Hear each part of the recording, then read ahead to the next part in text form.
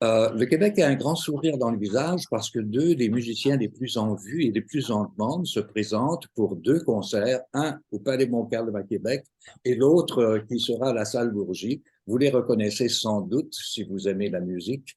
Il s'agit d'Alexandre Tarot. Bonjour Alexandre. Bonjour. Et Bonjour. Alexandre étant à New York, on rejoint à Toronto Jean-Guyen Queyras. Bonjour Jean-Guyen. Bonjour tout le monde. Bonjour. Combien de temps s'est-il passé depuis que vous avez joué ensemble? Nous, on l'a vu en 2017, mais quand même, ça fait un bout. Mais depuis, ouf, il y a Alors, une je, respiration. je me lance. Non, non, Allez. pour savoir, je voulais laisser Alexandre. Donc, en fait, là, on a eu alors une très belle tournée intense, dense, au mois de janvier, autour de ce très beau programme qu'on vous amène. Et puis, encore un petit concert isolé plus récemment. Voilà. Mais donc, on se voit, on s'assure avec Alexandre de se voir au moins une fois par saison pour quelques concerts parce que ça fait tellement de bien de jouer avec Alexandre. Alexandre, justement, ce programme, c'est le programme qui a été gravé sur un album. La première partie, oui, c'est un disque qu'on a enregistré au mois d'août dernier et qui est sorti au mois de janvier chez Harmonia Mundi. C'est un disque consacré à Marin Marais, un compositeur qui, jusqu'à présent, n'était jamais joué sur un violoncelle et encore moins sur un piano moderne. Avec des œuvres finalement très peu connues parce que les gens, le nom de Marin Marais résonne, mais au fond, on ne connaît pas très bien sa musique. Donc, ça nous faisait vraiment plaisir, tous les deux, Jean-Guyen et moi, de reprendre. C'était tout un style à mieux comprendre, même si chacun de nous, on a joué la musique baroque beaucoup dans notre vie, mais là, c'est un monde encore différent. Et on s'y est mis il y a 1 an et demi. On a décidé des pièces qu'on allait choisir, comment on allait les aborder. Vous savez peut-être que chez Marin Marais, il n'y a pas de partie de clavecin ou d'accompagnement. C'est juste une basse continue sur laquelle il faut improviser. Alors euh, pour ma part, comment imaginer une basse continue au piano? C'est-à-dire qu'elle soit comme un édredon, là, qu'elle tienne chaud quand il le faut et qu'elle ne soit pas trop pesante.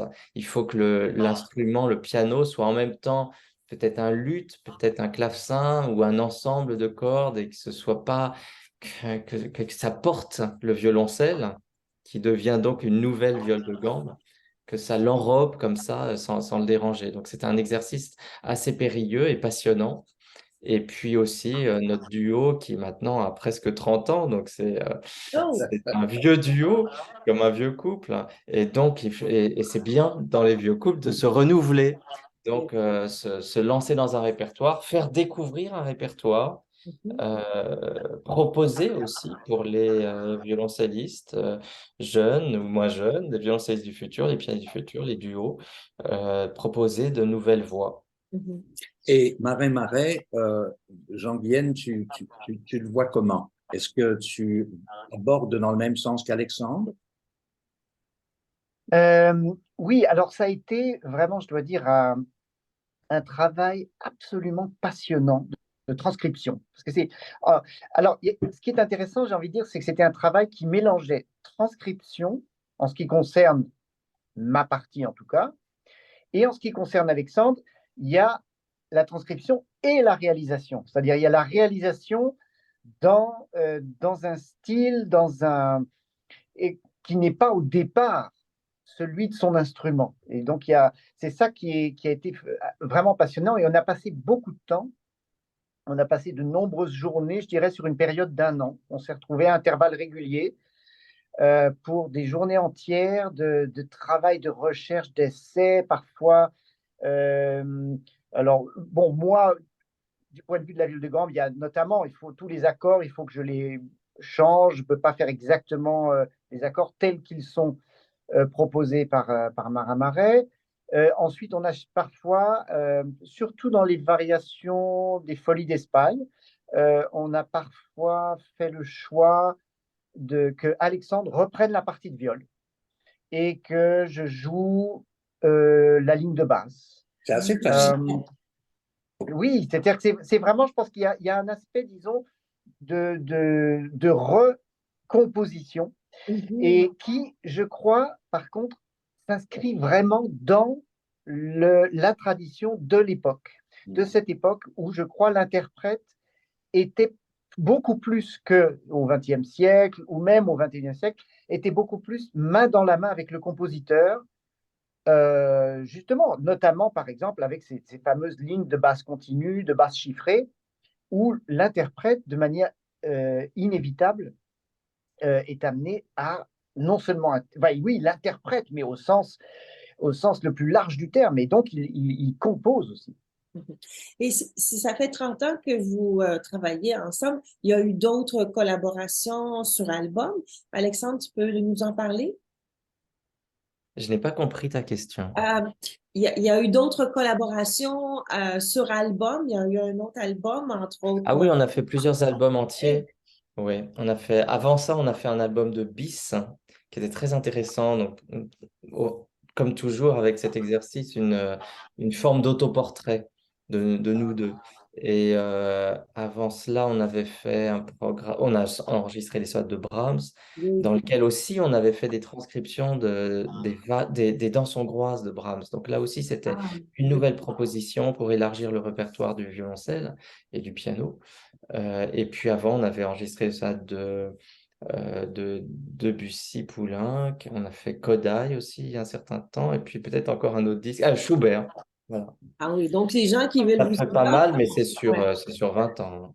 C'est Oui. vrai que je réalise en écoutant Alexandre à quel point, quelque part, la transcription a été un fil rouge dans notre collaboration Ah depuis oui. le tout début, depuis notre premier disque Arpeggione, où on se rend compte il n'y a quasiment, non, il n'y a aucun album qu'on ait fait qui ne contienne pas euh, une partie plus ou moins importante de transcription.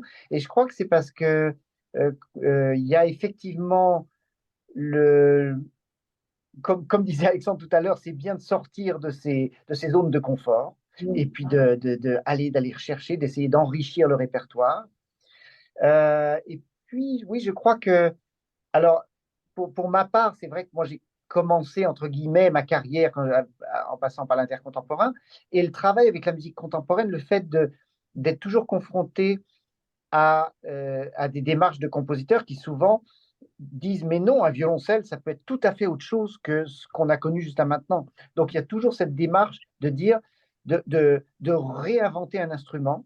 Et quelque part, la transcription, ben, il y a un petit peu de ça aussi. C'est-à-dire on va prendre les danses hongroises de Brahms et comment est-ce que le violoncelle et le piano ensemble peuvent recréer ces danses qui sont au départ pour piano à quatre mains ou version orchestre. Mais chacun de votre côté, vous avez aussi indiqué, et puis moi, je veux parler, Ah Alexandre, oui. de cet album que j'écoute, qu'on écoute avec tellement de bonheur sur Barbara. Un album qui dort dans ma voiture Oui. pour la bonne et simple raison que pour le trajet entre Québec ou Montréal et Québec et vice-versa, c'est à peu près le temps de l'album Une heure. et on voyage Tellement. ensemble. Dis-nous un mot sur cet album. Barbara. Mhm. C'est un album qui a 5 ans et demi déjà maintenant.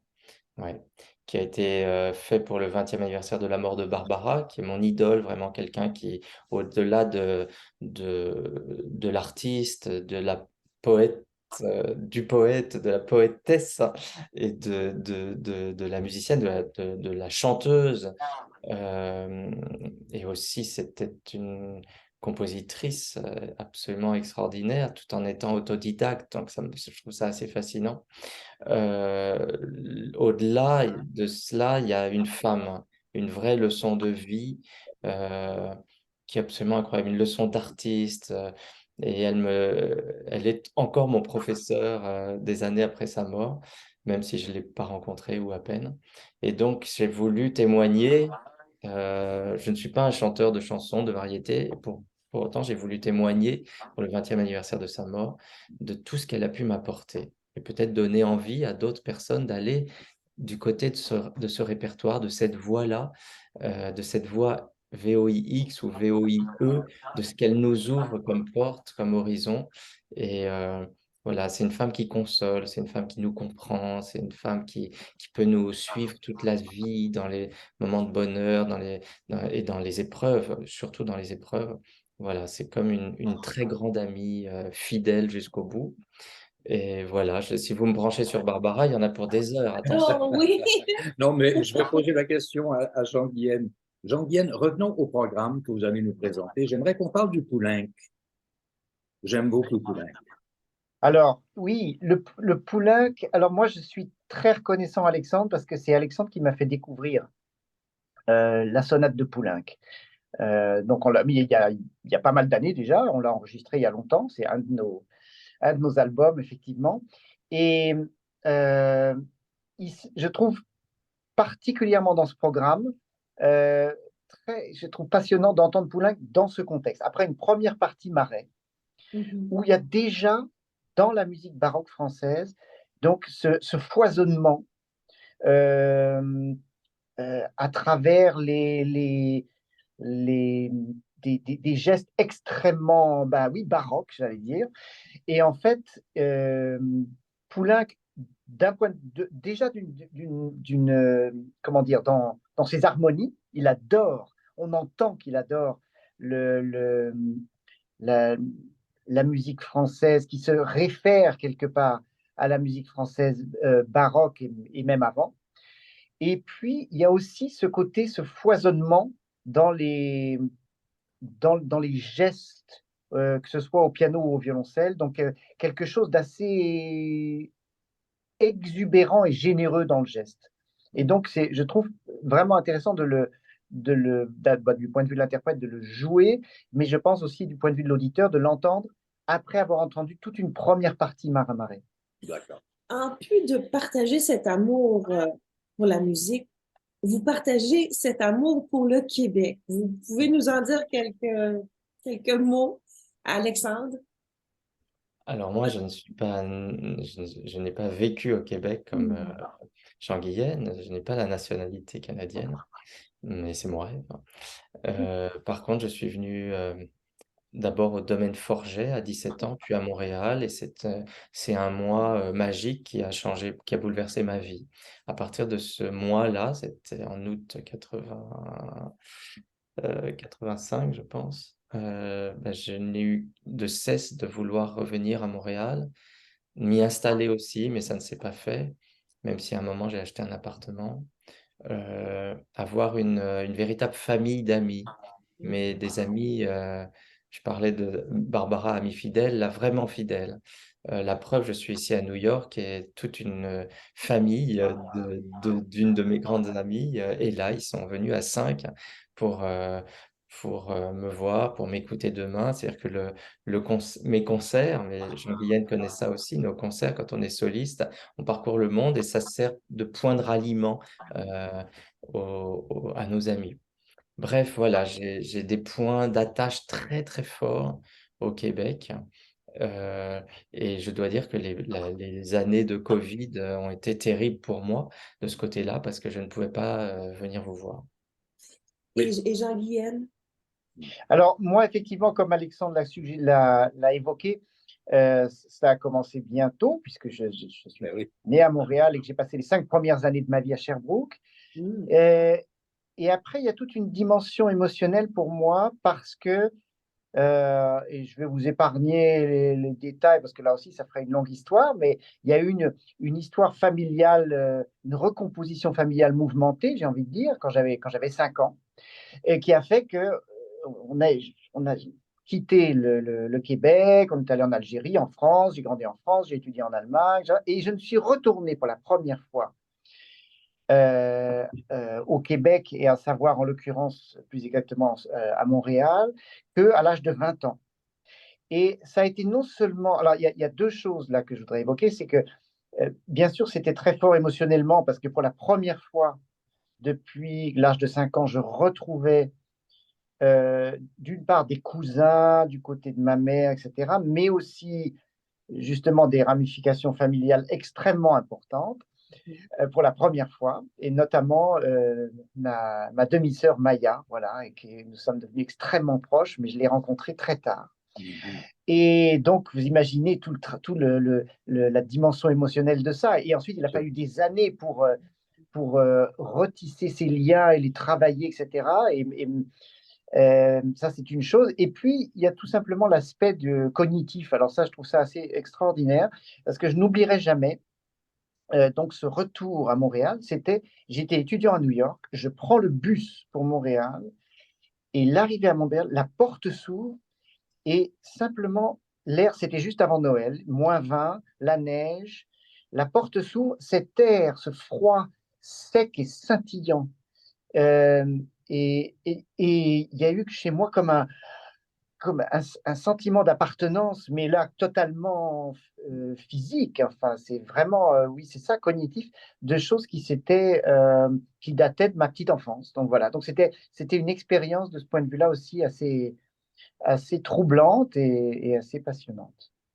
Et à Montréal, il y a aussi un lien qu'on a tous les quatre, finalement, c'est Yannick Nézet-Séguin et l'Orchestre métropolitain, parce que vous avez tous les deux fait partie de cette tournée En avec Yannick 2017. en 2017. On pourrait parler des heures avec vous. C'est tellement intéressant. On pourrait parler de cinéma avec Alexandre Tarot, qui a même pas fait partie. Il y avait un rôle dans le film Amour. Et Avec Jean-Louis présentement en tournage pour un autre. On pourrait parler littérature parce que tous les deux, vous écrivez. Il faudrait refaire une autre rencontre pour parler de tous vos projets, mais le temps file. Oui, et on va se revoir à Québec Oui. au Palais Montcalm à compter de 19h30 au 28. Le Nous faisons 28 le voyage. mars. Et le 1er avril, vous serez à la salle Bourgie. Je mentionne que le spectacle, le concert sera présenté à 20h exceptionnellement. Et on a très hâte de vous entendre, de vous voir. On est heureux que vous passiez par Montréal et Québec. Oui, et tellement. je vous souhaite, comme pour Jean-Guienne, un très bon concert à Toronto. C'est ce soir. Oui, et j'ai de la chance, on joue ce programme 5 fois, donc c'est un grand, grand plaisir. Donc merci à vous deux, c'était un grand, grand bonheur. Et Alexandre, toi pour demain, pour Carnegie Hall, et on se retrouve lundi. À Merci lundi, beaucoup. Jean-Guilaine. Merci, à très bientôt. Merci beaucoup, Alexandre. Merci. Et je descends à Québec. On descend à Québec Oui, ensemble. Hein? Et on écoute Barbara. On écoute Barbara. Allez, bonne soirée.